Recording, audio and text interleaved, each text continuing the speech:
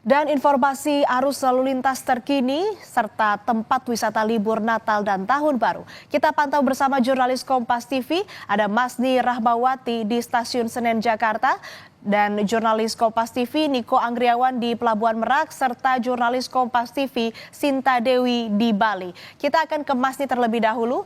Masni, bagaimana pantauan Stasiun Senen jelang Tahun Baru ini, masih ramai penumpang kah? Ya, sejak tadi pagi kami pantau di stasiun Pasar Senen ini masih terpantau normal begitu ya, saudara juga saudara. Tapi sekitar pukul 8 lewat tadi ini sudah mulai ramai dari penumpang, baik itu yang akan berangkat dari stasiun Pasar Senen maupun yang balik ke Jakarta begitu.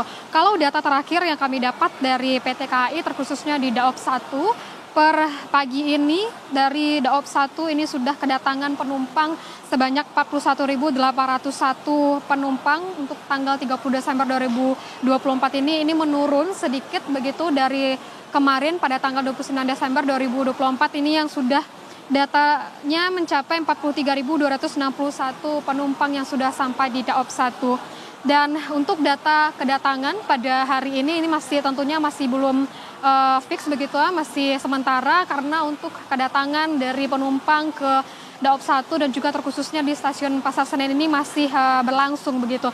Dan sedangkan untuk keberangkatan ini jumlah keberangkatan sementara dari stasiun Pasar Senen per 30 Desember ini yaitu sebanyak 18.493 penumpang. Ini sebanyak 72% begitu menurun tentunya dari kemarin yang mencapai 23.922 penumpang.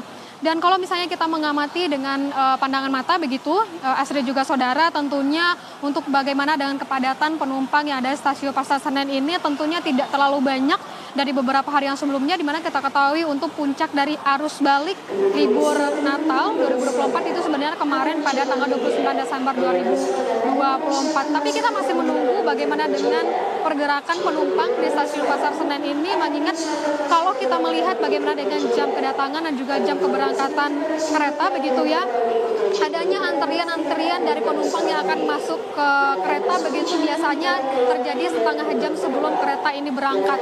Karena nanti ada sekitar pukul 8.55 ada kereta terdekat yang akan berangkat, maka dari penumpang-penumpang ini sudah mulai antri untuk masuk dan juga menukarkan tiketnya.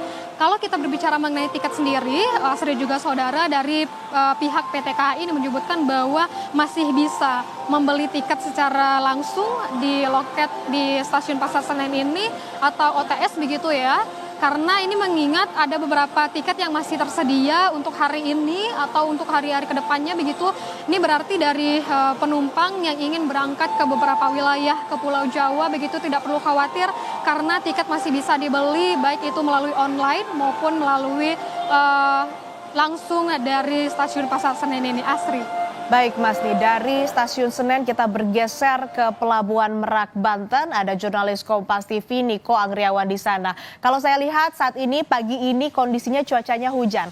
Apakah penyeberangan ini terganggu, Niko?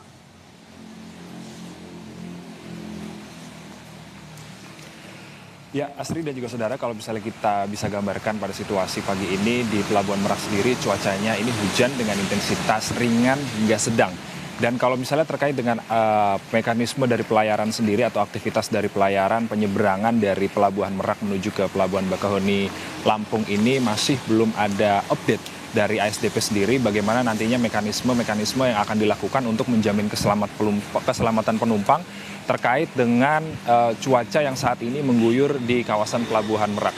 Dan kemudian kalau misalnya berbicara terkait dengan antisipasi sendiri, nantinya ASDP juga telah menyiapkan beberapa antisipasi apabila terjadi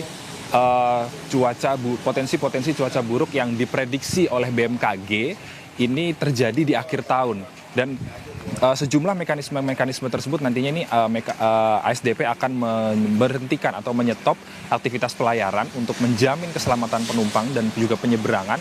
Dan kemudian apabila ada sejumlah penumpang yang tidak bisa berangkat pada hari itu akibat cuaca buruk, nantinya ini diberikan dispensasi begitu. kepada para penumpang dari ASDP untuk nantinya bisa melakukan penyeberangan di hari selanjutnya.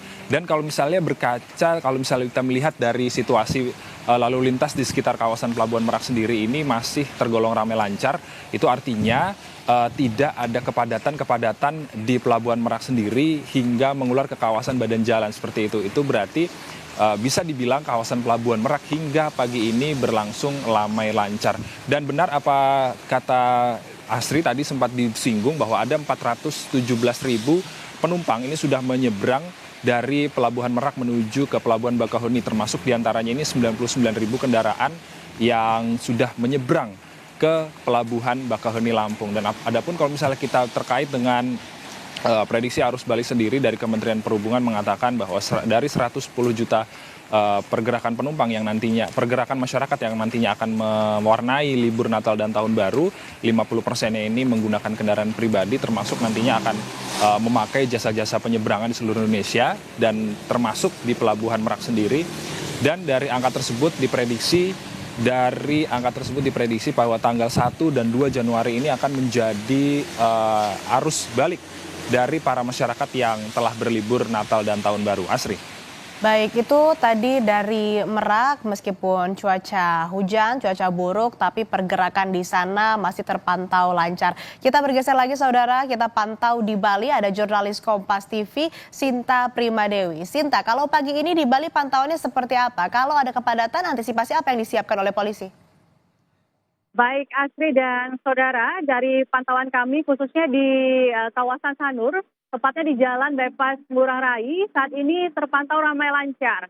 Adapun pihak kepolisian memang sudah menyiapkan antisipasi jika terjadi kepadatan karena memang kawasan Sanur khususnya Jalan Bypass Ngurah Rai ini merupakan salah satu jalur utama bagi wisatawan dari Kuta maupun Nusa Dua menuju ke kawasan wisata Ubud. Adapun yaitu yang akan dilakukan jika terjadi kepadatan lalu lintas, yaitu akan melakukan koordinasi dengan pihak ATCS atau tempat pengontrol lalu lintas dari Dinas Perhubungan untuk melakukan memperpanjang limit daripada lampu lalu lintas sehingga harapannya arus lalu lintas menjadi lancar. Selain itu juga akan disiapkan buka tutup jika terjadi kepadatan di sepanjang jalur ini. Asri. Baik, kalau untuk Tahun Baru ini kan tinggal 2 hari lagi ya, udah dekat begitu ya. Ada destinasi yang jadi idola nggak sih di Bali sekarang, itu apa di tahun ini yang jadi idola di sana? Baik Asri dan juga saudara, berbagai destinasi wisata di Bali yang menjadi favorit wisatawan untuk menghabiskan akhir tahunnya, yaitu sebenarnya banyak tempat ya. Misalnya Pantai Kuta juga menjadi salah satu tempat tujuan utama untuk merayakan pesta malam pergantian tahun. Selain itu, Pantai Sanur juga menjadi salah satu tempat favorit wisatawan untuk mereka merayakan akhir tahun. Sesungguhnya sebaran wisatawan di Bali ini memang tersebar, begitu khususnya di kawasan Kuta, kemudian kawasan Sanur dan juga di kawasan objek-objek wisata yang ada di Gianyar. Asri. Baik, untuk perayaan malam tahun baru besok, titik-titik mana saja yang biasanya dijadikan destinasi, Sinta? Ya, untuk dijadikan destinasi, biasanya di Pantai Kuta, kemudian Pantai Sanur, dan juga di Garuda Wisnu Kencana juga akan digelar perayaan detik-detik untuk menghitung pergantian tahun. Baik, terima kasih laporan Anda jurnalis Kompas TV Sinta Primadewi dari Bali. Sebelumnya juga ada jurnalis Kompas TV Niko Agriawan dari Pelabuhan Merak Banten, dan yang pertama melaporkan tadi ada Masni Rahmawati dari Stasiun Senen Jakarta. Selamat kembali bertugas rekan-rekan, jaga kesehatan, jaga keselamatan.